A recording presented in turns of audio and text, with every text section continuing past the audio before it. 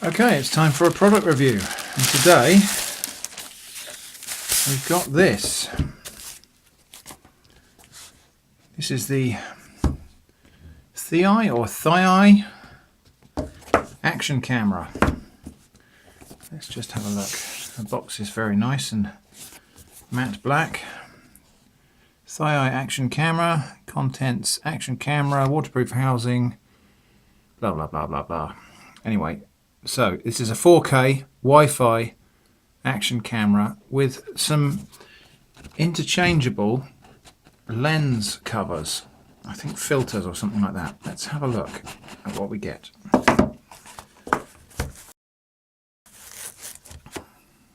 Okay, that's quite a nice looking camera there. Let's have that off of there. Okay, so that's the camera. Let's set that aside and see what else we get in the box. So, instruction manual in multiple languages, including English. And a rather substantial feeling box of bits. Let's have a look at what's in here. So, let's tip it out, shall we? Okay, oh, I see it opens out flat. Right, okay. Right, let's take stock of what we have here. So there's a cleaning cloth, self-adhesive pads. That looks like ring adapter for some kind of filter maybe. A battery, 3.8 volts, 1180 milliamp hours. A bracket with a quick release catch by the look of it. USB cable. A spare back. Oh, this is a back with a... Not really sure what the purpose of this is. This is a back for the case here. And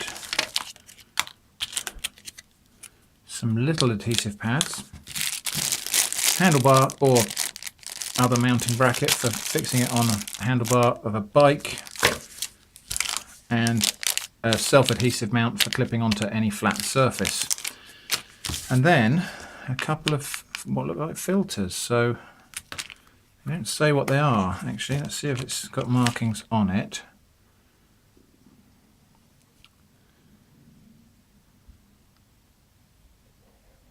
Okay, well it does something. I think that might be a circular polarizing filter.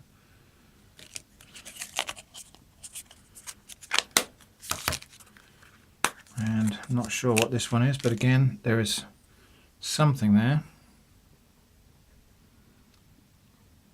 That might be a UV filter or something. I'll read the instructions. And a little drawstring bag, which feels a lot thicker than it ought to be. It's almost like double-lined. It's just very thick fabric.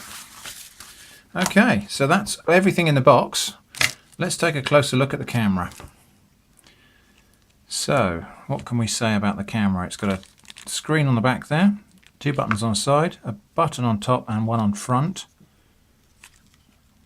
There is a tripod mount. Let's take the camera out of the case so we can have a closer look at it. How does this open? I think it must be that way. Yeah, there we go. So that clip comes undone. The case pops open. Nice. Okay. The feel of the device is pretty nice actually. It feels solid but not heavy. It just feels about the right weight for something like this. That's a nice coated glass front on there, and we can see the little camera optics in there. And there's a nice little sort of chromed bezel all the way around there, which looks nice as well. So on the bottom we have a tripod mount. We've got, I think that might be the compartment for the battery here.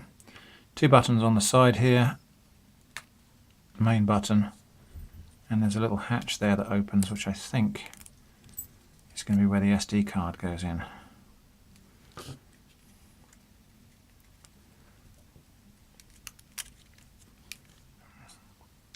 SD card in there, USB, looks like micro USB, Actually, that looks like a custom USB cable. That's not your standard. No, it's a mini USB. Okay, that's interesting. And micro HDMI. And I think that's probably a reset pin hole there. So let's get the battery in there, get it powered up, and we'll take a few sample shots. And then we'll figure out what all of these lens covers and filters are. So back in a moment after I've read the instructions. The instruction manual is not brilliant for telling you how to put things together. It really only just describes the components and you have to figure the rest out yourself. But never mind, it's not that hard. So here's how the additional lenses go on. So this front mount here comes off. This filter mount goes on, and you have to be ever so careful here not to cross the threads, because it is quite a shallow, fine thread. So there we go, just turn it backwards a little bit. That goes on there like that. And then these filters just screw into there. That's it, and that piece comes off. Okay, a little bit fiddly, I would say, putting those lens filters on. And then this one, this is one of them is a circular polarizing filter, and the other one is a UV filter. I think this is the UV filter. So we'll get outdoors and have a look at these recording with an assortment of different filters and settings, and we'll get some footage back. Let's just talk about the construction of this case while we're here as well. So it's fairly standard looking case, but just to pick up on a few details, the little clamp on here has got a metal bracket. There's a very nice closing action there on that seal. That does feel like it is reliably waterproof. And then it clamps shut with a decisive action. That's a glass lens on the front there, which is a sign of quality. And these buttons have a good feel to them. They've got a nice positive push to them, and they feel like they're solidly constructed. They're made of metal, and I can see double O-rings in there,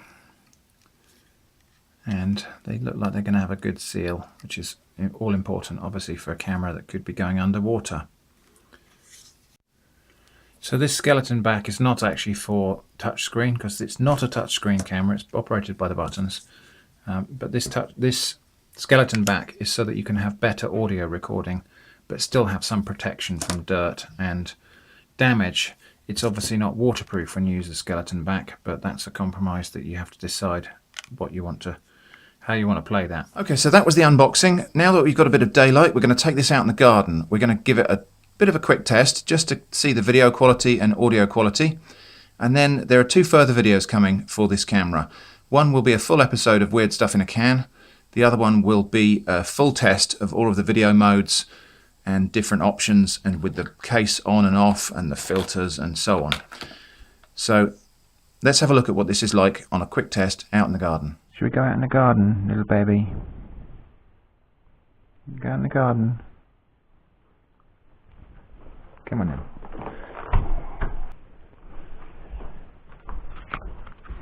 Come on.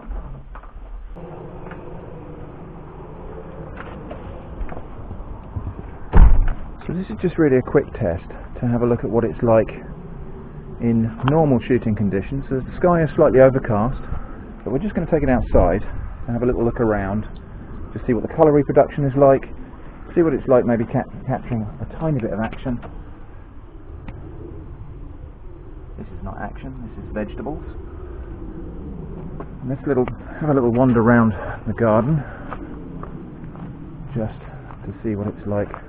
There's obviously no stabilisation happening here, and I don't have a gimbal, so we've got to take that into account. So this is just really a test of using it as really not an action camera, actually using it as a standard video camera. So just to get an idea of what the fidelity and reproduction is like.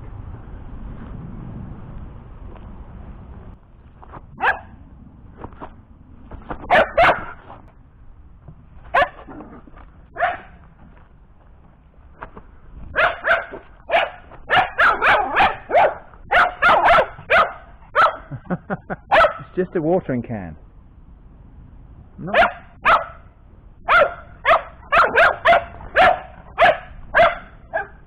Okay, I'm not really going to water you. Not really going to water you, little baby. Oh.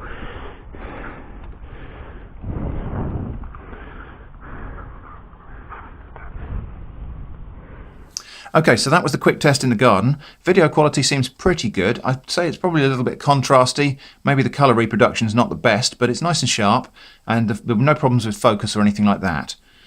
The audio I thought was a bit muffled and lost some of the high frequencies, I think. And so the audio is not the best quality I've heard. But actually, seems like not a bad little camera. As an action camera, bearing in mind, this has got a purpose. It's to be bolted onto things and capture action in challenging conditions. As an action camera, I think this is actually pretty good. So, as I say, there are 2 more videos coming which are going to explore this in a little bit more depth than we've done here. Links to buy this are in the description below. If you click on those links and buy it that way, I make a small commission. If you object to that idea, just Google this up and buy it without following my links.